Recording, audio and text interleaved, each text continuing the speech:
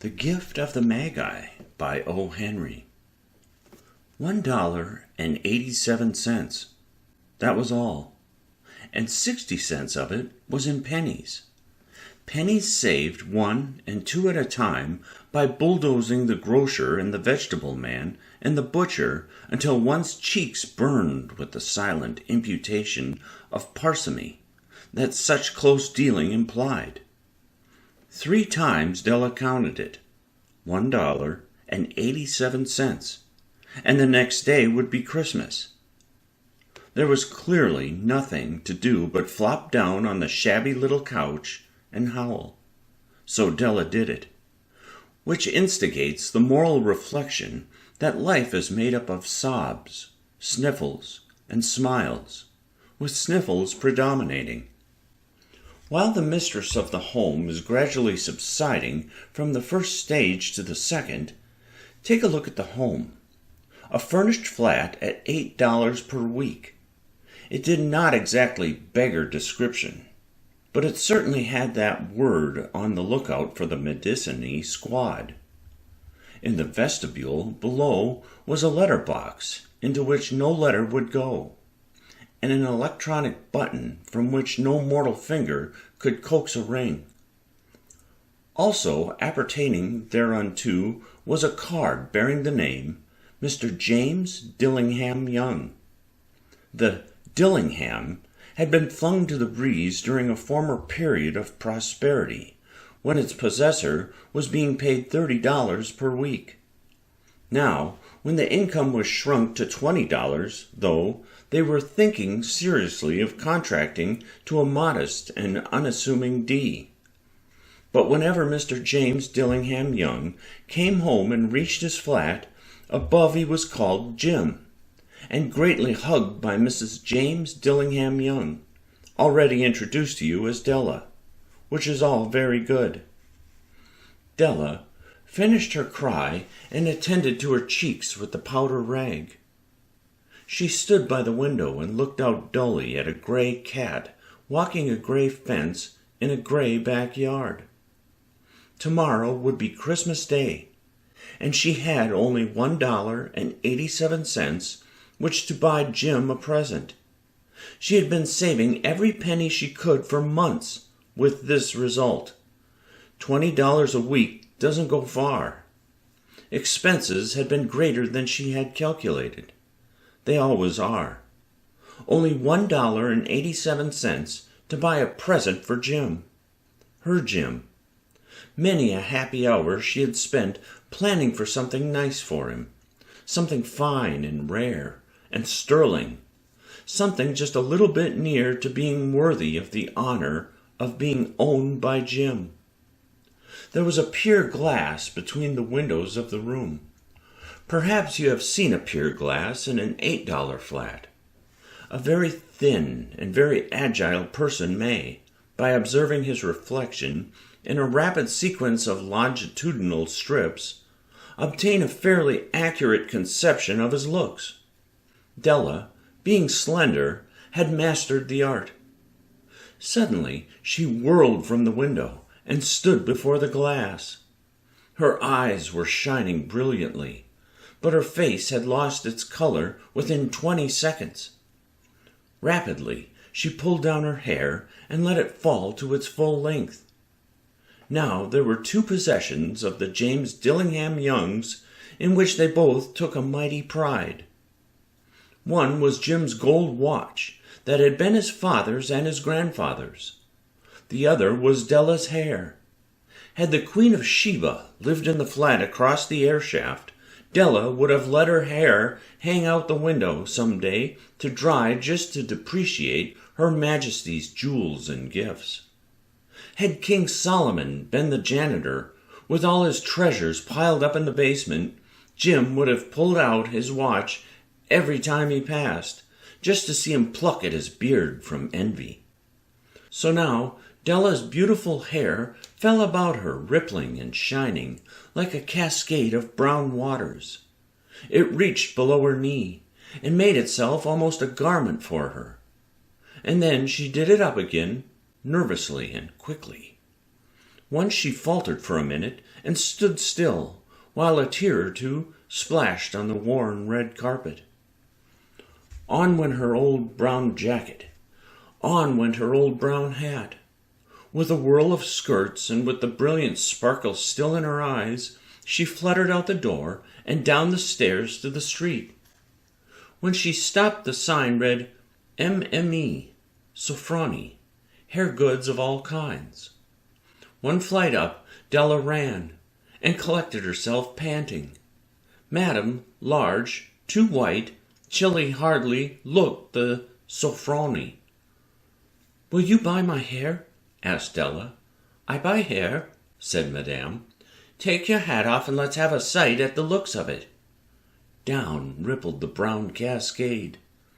$20, said Madame, lifting the mass with a practised hand. "Give it to me quick," said Della. Oh, and the next 2 hours tripped by on rosy wings. Forget the hashed metaphor. She was ransacking the stores for Jim's present. She found it at last. It surely had been made for Jim and no one else. There was no other like it in any of the stores, and she had turned all of them inside out. It was a platinum fob chain, simple and chaste in design, properly proclaiming its value by substance alone, and not by meretricious ornamentation, as all good things should do. It was even worthy of the watch. As soon as she saw it, she knew that it must be Jim's. It was like him, quietness and value. The description applied to both. $21 they took from her for it, and she hurried home with the 87 cents. With that chain on his watch, Jim might be properly anxious about the time in any company. Grand as the watch was, he sometimes looked at it on the sly on account of the old leather strap that he used in place of a chain. When Della reached home, her intoxication gave way a little to prudence and reason. She got out her curling irons and lighted the gas and went to work repairing the ravages made by generosity added to love, which is always a tremendous task, dear friends, a mammoth task. Within 40 minutes, her head was covered with tiny, close-lying curls that made her look wonderfully like a truant schoolboy. She looked at her reflection in the mirror long, carefully and critically. "If Jim doesn't kill me," she said to herself, "before he takes a second look at me, he'll say I look like a Coney Island chorus girl. But what could I do? Oh, what could I do with $1.87? At 7 o'clock, the coffee was made and the frying pan was on the back of the stove, hot and ready to cook the chops. Jim was never late. Della doubled the fob chain in her hand and sat on the corner of the table near the door that he always entered. Then she heard his steps on the stair away down on the first flight, and she turned white for just a moment. She had a habit of saying a silent little prayer about the simplest everyday things, and now she whispered, "Please, God, make him think I am still pretty." The door opened, and Jim stepped in and closed it. He looked thin and very serious. Poor fellow, he was only 22, and to be burdened with a family. He needed a new overcoat, and he was without gloves. Jim stopped inside the door, as immovable as a setter at the scent of a quail. His eyes were fixed upon Della, and there was an expression in them that she could not read, and it terrified her. It was not anger, nor surprise, nor disapproval, nor horror, nor any of the sentiments that she had been prepared for. He simply stared at her fixedly with that peculiar expression on his face. Della wriggled off the table and went for him. "Jim, darling," she cried, "don't look at me that way. I had my hair cut off and sold because I couldn't have lived through Christmas without giving you a present. It'll grow out again. You won't mind, will you? I just had to do it. My hair grows awfully fast. Say, Merry Christmas, Jim, and let's be happy. You don't know what a beautiful nice gift I've got for you." "You've cut off your hair?" asked Jim laboriously, as if he had not arrived at the patent fact yet, even after the hardest mental labor. "Cut it off and sold it," said Della. "Don't you like me just as well, anyhow? I'm me without my hair, ain't I?" Jim looked about the room curiously. "You say your hair is gone?" he said, with an air almost of idiocy. "You needn't look for it," said Della. "It's sold, I tell you, sold and gone, too. It's Christmas Eve, boy. Be good to me, for it went for you. Maybe the hairs of my head were numbered," she went on with sudden serious sweetness, "but nobody could ever count my love for you. Shall I put the chops on, Jim?" Out of his trance, Jim seemed quickly to wake. He enfolded his Della. For 10 seconds, let us regard with discreet scrutiny some inconsequential object in the other direction. $8 a week or $1 million a year. What is the difference? A mathematician or a wit would give you the wrong answer.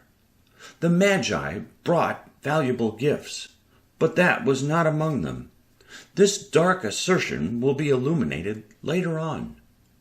Jim drew a package from his overcoat pocket and threw it upon the table. "Don't make any mistake, Dell," he said, "about me. I don't think there's anything in the way of a haircut or a shave or a shampoo that could make me like my girl any less. But if you'll unwrap that package, you may see why you had me going a while at first." White fingers and nimble tore at the string and paper, and then an ecstatic scream of joy, and then, alas, a quick feminine change to her hysterical tears and wails, necessitating the immediate employment of all the comforting powers of the lord of the flat. For there lay the combs, the set of combs, side and back, that Della had worshipped long in a Broadway window. Beautiful combs, pure tortoiseshell, with jeweled rims, just the shade to wear in the beautiful vanished hair. They were expensive combs, she knew, and her heart had simply craved and yearned over them without the least hope of possession. And now they were hers, but the tresses that should have adorned the coveted ornaments were gone. But she hugged them to her bosom, and at length she was able to look up with dim eyes and a smile and say, "My hair grows so fast, Jim." And then Della leaped up like a little singed cat and cried, "Oh, oh!" Jim had not yet seen his beautiful present. She held it out to him eagerly upon her open palm. The dull, precious metal seemed to flash with a reflection of her bright and ardent spirit. "Isn't it dandy, Jim? I hunted all over town to find it. You'll have to look at the time 100 times a day now. Give me your watch. I want to see how it looks on it." Instead of obeying, Jim tumbled down on the couch and put his hands under the back of his head and smiled. "Dell," said he, "let's put our Christmas presents away and keep 'em a while. They're too nice to use just at present. I sold the watch to get the money to buy your combs. And now suppose you put the chops on." The Magi, as you know, were wise men, wonderfully wise men, who brought gifts to the babe in the manger. They invented the art of giving Christmas presents. Being wise, their gifts were no doubt wise ones, possibly bearing the privilege of exchange in case of duplication. And here I have lamely related to you the uneventful chronicle of 2 foolish children in a flat who most unwisely sacrificed for each other the greatest treasures of their house. But in a last word of the wise of these days, let it be said that of all who give gifts, these 2 were the wisest. Of all who give and receive gifts, such as they are wisest. Everywhere they are wisest. They are the Magi. The end.